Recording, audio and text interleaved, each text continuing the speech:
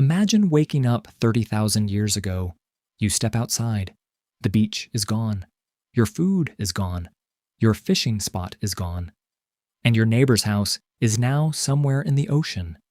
You didn't oversleep. Nobody stole anything. The sea simply decided to move. And that's when you realize something terrifying. The ocean is your supermarket, but it's also your landlord.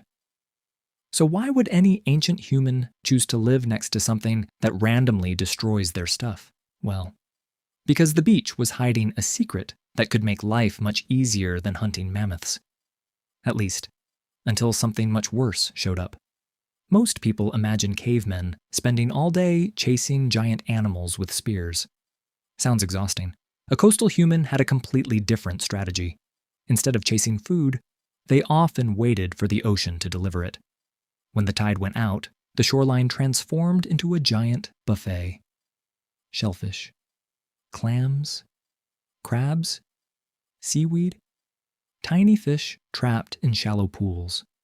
Food was literally sitting on the ground, waiting to be collected. Imagine spending your morning picking up lunch while an inland hunter is getting launched into the air by an angry mammoth. Not exactly a difficult choice. And this food source had one huge advantage. It kept coming back. Every day. The ocean was basically a giant food delivery service, just without customer support. But if beaches were so amazing, why wasn't everybody living there? Because the ocean had a serious anger problem. One day the beach is peaceful, the sun is shining, food is everywhere, life is good. Then a storm arrives. Suddenly the same ocean that fed you yesterday is trying to erase your entire village. Imagine spending weeks building a shelter, finding the perfect location, moving all your belongings, then waking up to discover your house is floating away. The ocean didn't care. Ancient coastal humans quickly learned a very important lesson. Never trust a calm beach, because the ocean can change its mind faster than anyone, and storms weren't even the most terrifying thing hiding near the water, because underneath the surface, something was always watching. Imagine you're standing in shallow water collecting shellfish. Everything seems normal. Then you notice a shadow, a really big shadow, moving toward you. The problem with the ocean is that you can never see everything inside it. Today, we know what's out there. Ancient humans didn't. For all they knew, the water contained giant monsters. And honestly, sometimes it kind of did. Large sharks, massive rays, enormous fish. Strange creatures unlike anything on land. One second you're collecting dinner. The next second, you're sprinting toward shore because something huge just moved beneath your feet. The ocean was full of surprises, most of them unpleasant. But despite all these dangers, coastal humans kept returning to the shore. Why? Because the ocean wasn't just feeding them, it was helping them travel. And that changed everything. When you look at the ocean, it feels like a barrier. Ancient humans eventually realized it could be something else. A highway. A very weird highway. Imagine standing on a beach thousands of years ago. No maps, no GPS, no compass, and saying, let's keep going that way. Many groups followed coastlines for incredible distances. New beaches meant new food.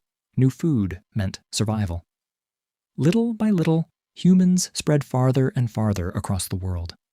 The ocean wasn't trapping them. It was guiding them. What looked like the edge of the world was actually a path to new places. But here's where things get really interesting. The beach wasn't just helping humans move. It may have been helping them think. Reliable food changes everything. When you're starving every day, life becomes simple. Find food. Don't die. Repeat. But when food becomes easier to find, something strange happens. You suddenly have time. Time to experiment, time to improve tools, time to explore, time to solve problems. Many coastal groups had access to seafood throughout much of the year. That meant less time desperately searching for food, and more time doing other things. The beach wasn't a vacation destination, but compared to constantly hunting giant animals, it could feel like one. And that leads to the biggest surprise of all.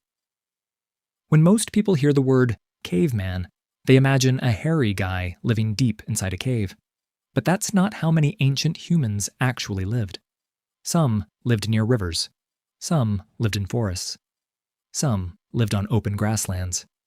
And many lived along coastlines. In fact, for certain groups, the coast may have been one of the best places on Earth to survive. Food was often easier to find, travel was easier, and opportunities were everywhere. The real story of ancient humans isn't just caves and mammoths. It's beaches, storms, shellfish, sea monsters, and an ocean that spent thousands of years helping humans survive while simultaneously trying to kill them. So imagine you're a coastal caveman. The sun is setting. The waves are rolling in. Tomorrow's food is somewhere out there. So are tomorrow's dangers. And somewhere nearby, a crab is already planning the theft of your lunch. Some things never change. And that's it for today. If you enjoyed this completely unnecessary journey through whatever chaos just happened, hit that like button and subscribe so you don't miss the next adventure. Got another crazy what-if question? Drop it in the comments. Who knows? Maybe we'll accidentally answer it next. Until then, stay curious, stay weird. See you in the next one.